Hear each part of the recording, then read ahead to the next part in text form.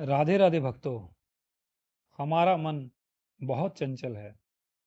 इसको वश में करना हवा की भांति बहुत मुश्किल है। और ध्यान लगाते समय तो ये बहुत ज़्यादा भटकता है। हमारे शास्त्रों में श्वास और ध्यान का बहुत गहरा संबंध बताया गया है। अगर आपका श्वास रोक दिया जाए तो ये भटकने वाला मन भी सब कुछ छोड़कर आपके श्वास पर ही केंद्रित हो जाता है। आप कितना लंबा और स्वस्थ जीना चाहते हैं, ये आपके श्वास लेने के तरीके पर निर्भर करता है। एक कथा के अनुसार भगवान शिव ने भी माता पार्वती को शिव तत्व तक पहुंचने के लिए श्वास पर ध्यान केंद्रित करने को कहा है। एक आम आदमी भी एक दिन में 17,000 से 29,000 बार सांस लेते हैं। एक योगी की बात करें तो वो एक दिन में करीबन 8,600 बार सांस लेते हैं। और गहरी ध्यान अवस्था में जो योगी होते हैं वो एक दिन में लगभग 3,000 से 4,500 सांस ले लेते हैं। मतलब सांस जितनी लंबी और धीमी होगी, जीवन उतना ही लंबा और स्थिर होगा। हमारे ऋषि मुनि ऐसे ही नहीं इतना लंबा जीवन जीते थे। उन्हें श्वास के विज्ञान का पता था। आज हम भी ऐसी ही एक विधि के बारे में आपसे बात करेंगे।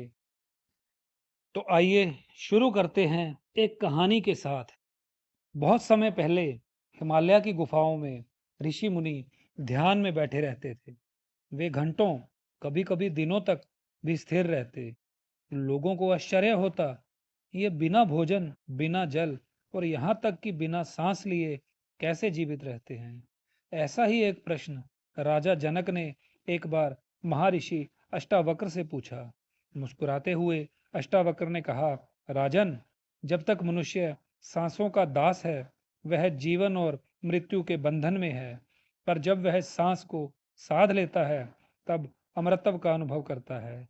यही विद्या कुंभक है, यानी सांस को रोककर प्राण को भीतर स्थिर कर देना।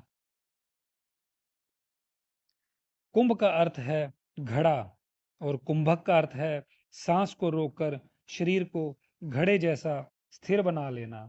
जैसे घड़े में पानी भरकर उसे बंद कर दिया जाए तो पानी बाहर नहीं जाता, वैसे ही शरीर रूपी घड़े में प्राण भरकर उसे रोक लिया जाए तो ऊर्जा बाहर व्यर्थ नहीं जाती, बल्कि भीतर ही भीतर शक्ति का महासागर बन जाती है। कुंभक में 3 क्रियाएं होती हैं: सांस खींचना, सांस को रोकना और सांस को छोड़ना। श्वास लेने की क्रिया को पूरक कहते हैं। श्वास छोड़ने की क्रिया को रेचक कहते हैं और श्वास रोकने की क्रिया को कुंभक कहते हैं। कुंभक में कई प्रकार हैं। जैसे पहला कुंभक आ जाता है अंतर कुंभक। जब हम श्वास को भीतर खींचते हैं और उसे अपने अंदर ही रोक लेते हैं तो इसे अंतर कुंभक कहा जाता है। इससे प्राण भीतर सुषुम्ना में जाकर ठहरता है। दूसरा कुंभक है बाह्य कुंभक। इसमें आप श्वास बाहर छोड़ते हैं और श्वास को रोकते हैं। इससे मन शून्यता का अनुभव करता है। तीसरा कुंभक है सहज कुंभक। जब साधना बहुत गहरी हो जाती है तो श्वास अपने आप ही ठहर जाता है। यह बहुत उच्च ध्यान अवस्था है। चौथा कुंभक है केवल कुंभक। श्वास अपने आप ही बिना पूरक या रेचक के रुक जाती है। जो व्यक्ति केवल कुंभक जानता है वही योग में सिद्ध होता है। कुंभक के अभ्यास के लिए एक शांत स्थान चुनें।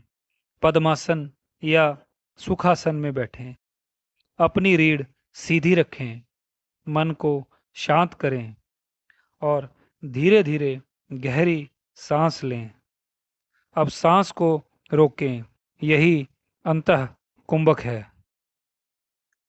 शुरू में थोड़े समय के लिए सांस रोकें। धीरे धीरे क्षमता के अनुसार इसे 30 सेकंड या 1 मिनट तक बढ़ाएं। फिर धीरे से श्वास छोड़ें। अभ्यास में प्रगति करने पर बाह्य कुंभक भी करें। पूरी सांस बाहर निकालें और शून्य अवस्था में रोकें। शुरुआत में केवल 5-7 बार करें। अभ्यास बढ़ने पर आप 15 से 20 बार कर सकते हैं। ध्यान रहे, यह विद्या प्रारंभ में साधक इस क्रिया को एक एक एक के अनुपात में कर सकते हैं। मतलब 1 सेकंड के लिए सांस लेना, 1 सेकंड के लिए होल्ड करना और 1 सेकंड के लिए छोड़ना। मध्यम स्तर पर यह अनुपात 1:4:2 जैसे 4:16:8 का भी हो सकता है। उन्नत साधना में धीरे धीरे इसे बढ़ाया जा सकता है। कुंभक के हमें शारीरिक, मानसिक और आध्यात्मिक तीनों तरह से बहुत फायदे होते हैं। शारीरिक स्तर पर हमारे फेफड़ों की क्षमता बढ़ती है, तांत्रिक तंत्र को मजबूत करता है, हृदय और मस्तिष्क को अधिक ऑक्सीजन और प्राण ऊर्जा मिलती है। मानसिक स्तर पर चित्त की चंचलता कम होती है, स्मरण शक्ति और एकाग्रता बढ़ती है, भय और चिंता कम होते हैं। आध्यात्मिक स्तर पर प्राण सुषुम्ना नाड़ी में प्रवेश करता है, समाधि की अवस्था का द्वार खुलता है, सोहम और ओंकार की अनुभूति सहज होती है। प्राण शक्ति भीतर केंद्रित होकर कुंडलिनी जागरण की तैयारी करती है। साधक को आत्मानुभूति और परमानंद की झलक दिखती है। ऋषि मुनियों की तरह साधक समय और मृत्यु के भय से परे हो जाता है। कुंभक विद्या केवल सांस रोकना नहीं है, यह जीवन की भागती नदी को एक पल थाम लेना है। जब नदी ठहरती है तब उसमें आकाश और चांद का प्रतिबिंब साफ दिखता है।